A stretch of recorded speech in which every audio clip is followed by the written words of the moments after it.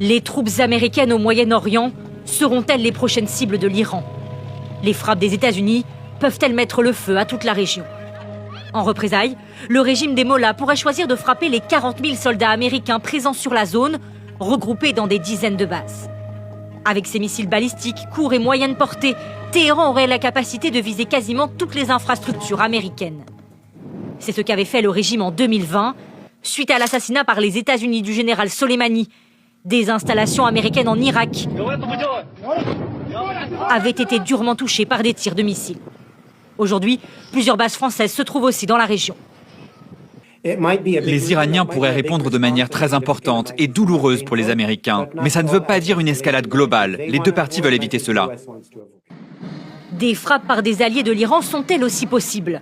Le Hezbollah au Liban et le Hamas à Gaza ont été très affaiblis par Israël. Le nouveau régime syrien, lui, semble se positionner en simple observateur.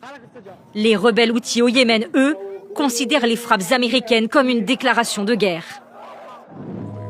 Mais l'Iran conserve encore de nombreux alliés. La Russie de Vladimir Poutine, la Chine de Xi Jinping et récemment la Turquie de Erdogan. Le régime iranien a aussi une arme puissante, l'accès au détroit d'Ormuz. 1/5 du commerce pétrolier mondial et du gaz naturel transite par cette zone. Une fermeture serait catastrophique. S'il venait à être bloqué, il n'y a pas de solution de plan B. C'est-à-dire que la solution, elle est, ce que l'on a vu dans la crise avec les Russes, c'est une envolée des prix pour que la demande baisse. Les États-Unis se préparent aussi à de potentielles prises d'otages de leurs ressortissants et à des attaques terroristes directement sur leur territoire.